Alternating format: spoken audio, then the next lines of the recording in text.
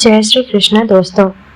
जब भौतिक संसार की चमक हमें भ्रमित करने लगती है, जब हमारा अहंकार हमारे हृदय पर ताला लगा देता है, तब कौन सी दिव्य दृष्टि हमें सत्य का मार्ग दिखाती है।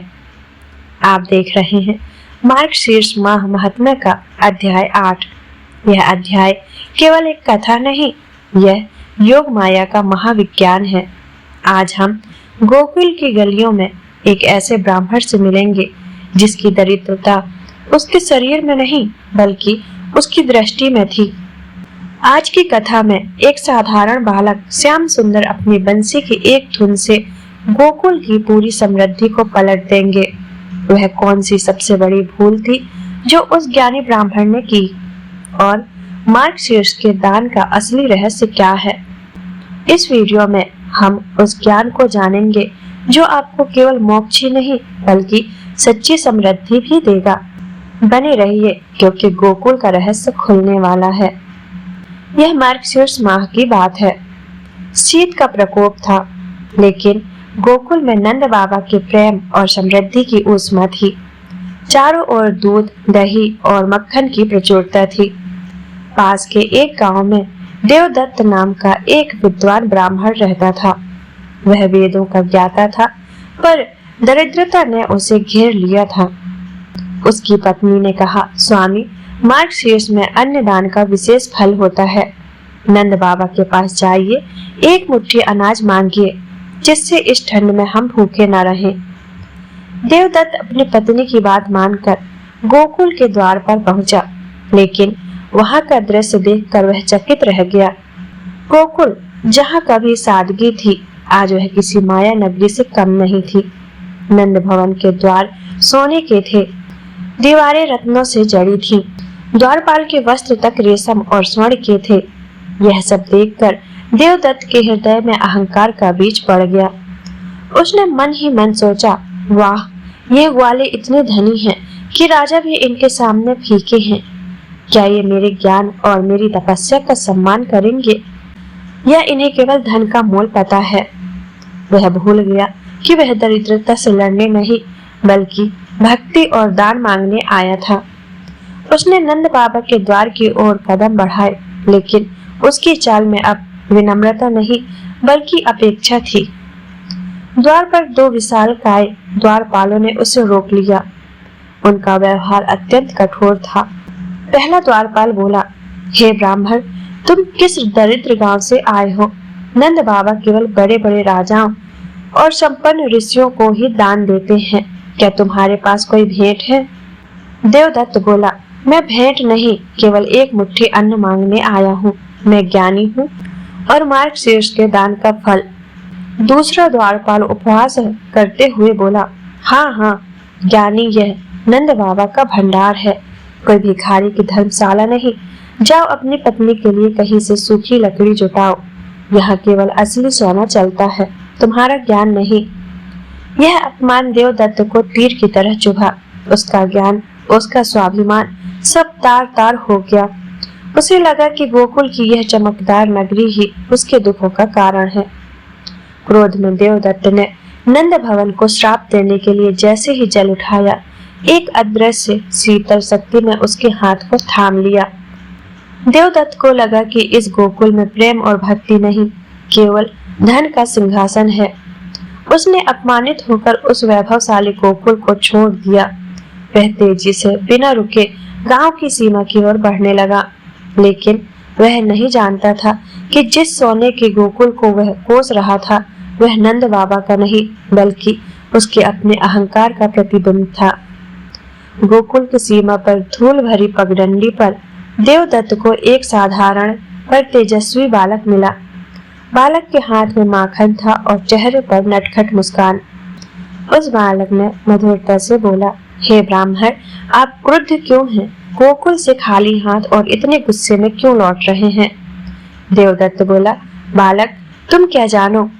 वह नगरी नहीं, माया का भ्रम है, जहाँ के लोग अभिमानी हैं और केवल धन दौलत देखते हैं। मैंने दान मांगा पर मुझे अपमान मिला। मैं अब किसी असली तीर्थ की तलाश में जा रहा हूँ। कृष्ण बोले, आप सही कह रहे हैं, यह माया की नगरी है। पर वह माया गोकुल में नहीं थी, वह आपकी आंखों में थी।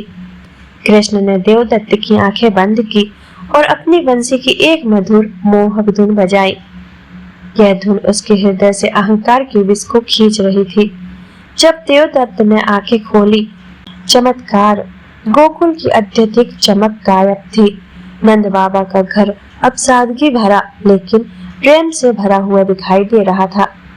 द्वारपाल अब साधारण वस्त्रों में थे और वे गरीब ब्राह्मण को आदर पूर्वक अंदर बुला रहे थे। कृष्ण बोले, हे देवदत्त, जब तुम आए तुम्हारे हृदय में ज्ञान का अहंकार था। तुम्हारे अहंकार ने तुम्हें केवल झूठा सोना दिखाया, क्योंकि तुम स्वयं ज्ञान के सोने पर गर्व कर रहे थे। गोकुल का असली धन प्रेम और सादगी है। देवदत्त का हृदय चूर चूर हो गया। वह कृष्ण के चरणों में गिर पड़ा। प्रभु, मुझे क्षमा करें, मैं बाहरी चमक में उलझकर आपके गोलोक की वास्तविक सादगी को भूल गया। कृष्ण ने कहा, जाओ, अब तुम नंद भवन में प्रवेश करो। यह मार्गशीर्ष का मास है। अब तुम जो मांगोगे तुम्हें वह मिलेगा, क्योंकि अब तुम्हारा हृदय शुद्ध है। देवदत्त नंद भवन गया। उसने इस बार केवल सच्ची भक्ति मांगी। यशोदा मैया ने उसे गले लगाकर आशीर्वाद दिया और उसे जीवन भर का अन्न भंडार दिया। इस प्रकार कृष्ण ने सिद्ध किया कि मार्गशीर्ष का महात्म्य बाहरी दान में नहीं बल्कि हृदय के शुद्ध भाव और अहंकार को त्यागने में निहित है। इस कथा से हमें मार्गशीर्ष के महात्म्य की 3 सबसे बड़े सत्य प्राप्त होते हैं जो आपके जीवन को बदल सकते हैं। पहला सार है दान की शर्त। मार्गशीर्ष में अन्न दान या कोई भी दान तभी फलीभूत होता है जब दान करने वाले और दान लेने वाले दोनों के मन में विनम्रता हो। अहंकार से दिया गया या मांगा गया दान केवल माया का भ्रम उत्पन्न करता है। दूसरा सार है योग माया की प्रकृति। याद रखिए, माया आपको वह नहीं दिखाती जो है, बल्कि वह दिखाती है जो आप देखना चाहते हैं, यानी आपके मन में दबे हुए लालच, क्रोध या अहंकार का प्रतिबिंब। तीसरा सार है असली गोकुल कहाँ है। गोकुल भौतिक समृद्धि का नहीं, प्रेम, वात्सल्य और भक्ति का प्रतीक है। जिस दिन हम अहंकार की चमक त्याग देते हैं, उसी दिन हमें अपने हृदय में असली गोकुल के दर्शन होते हैं। इस मार्गशीर्ष माह में अपने मन की आंखों से अंधकार, अहंकार का पर्दा हटाएं, तभी आप श्री कृष्ण की सादगी भरी दिव्य लीला का वास्तविक आनंद ले पाएंगे। इस मार्गशीर्ष में अपने मन की आंखों से अहंकार का पर्दा हटाएं, तभी आप श्री कृष्ण की सादगी भरी दिव्य लीला का वास्तविक आनंद ले पाएंगे। तो भक्तों, यह थी मार्गशीर्ष माह महात्म्य के 8वें अध्याय की कथा। हमने योग माया के रहस्य को जाना। अब समय आ गया है गोकुल के सबसे बड़े संस्कार का। अगले अध्याय में गोकुल में पधारेंगे देवर्षि गर्ग मुनि। हम जानेंगे गर्ग मुनि द्वारा बालक कृष्ण को दिए गए 108 गुप्त नाम कौन से थे और क्यों कंस को यह रहस्य कभी पता नहीं चलना चाहिए था। इस सबसे बड़े रहस्य का पर्दाफाश होगा अध्याय 9 में। तब तक इस वीडियो को लाइक करें, चैनल को सब्सक्राइब करें और यह ज्ञान हर भक्त के साथ साझा करें। मिलते हैं अगले अध्याय में। तब तक के लिए जय श्री कृष्णा।